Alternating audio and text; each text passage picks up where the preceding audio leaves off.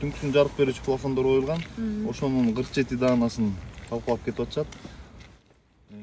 Мына бул плафондордун жерде бырчаланып, талкаланып жатканы интернет желесинде тарап, баарынын эле нааразычылыгын жаратты. Бул жер буга чейин курулуш таштандыларына толгон жай эле. Акыркы 1 жылдан бери иретке келтирилип, көрктөндүрүү үчүн 383 миң сом бөлүнгөн. Жасалганына аз убакыт болгонуна карабастан, жыл башында 51 түнкү жарыктын 47си белгисиз ээн баштардын колу менен бүлдүрүлгөн. Бул өтө кейиштүү акыбал.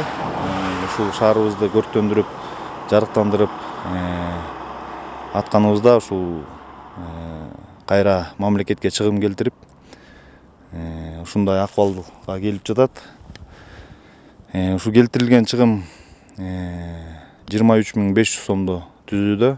Бул факты боюнча Таза Нарын ишканасы Нарын шаардык ички иштер бөлүмүнө арыз жазган. Учурда кылмыштын бети ачылып, тергөө иштери жүрүп жатыптыр. Түнкү жарык берүүчү плафондорду, тактап айтканда 47 даана плафондор белгисиз адамдар талкалап кеткенди боюнча Нарын шаардык ички иштер бөлүмүнө билдирүү келип түшкөн.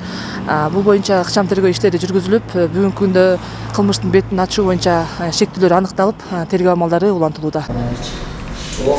Жыл башында коомдук тамактануучу жайга бет капчан белгисиз адамдар тарабынан өрт коюлган.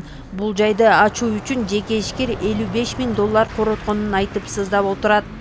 Ал убакта эч кимде эле жок болчу, бирок биздин иштеп аткан өзүбүздүн ишкерлер бар болчу, кызматкерлер.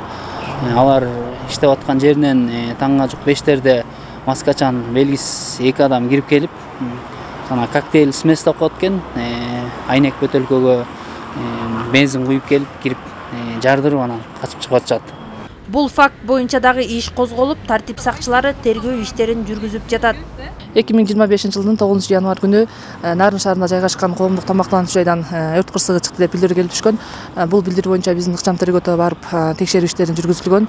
Мындай жиркенүчтүү окуяларга кимдердин катыштыгы бар? Чоң адамдардын колунан келген ишпи же чоң адамдарбы? Бул окуялар боюнча шаар тургундарынын пикирин угуп көрдүк. Үй бүлөктөрүндө болушу мүмкүн, контроль жок болуп калышы мүмкүн, же ата энеси башка жакта болуп калышы мүмкүн. Анан өчөшкөндүк да болушу мүмкүн. Көзөмөлү ата эненин көзөмөлү жетишсиз болушу мүмкүн.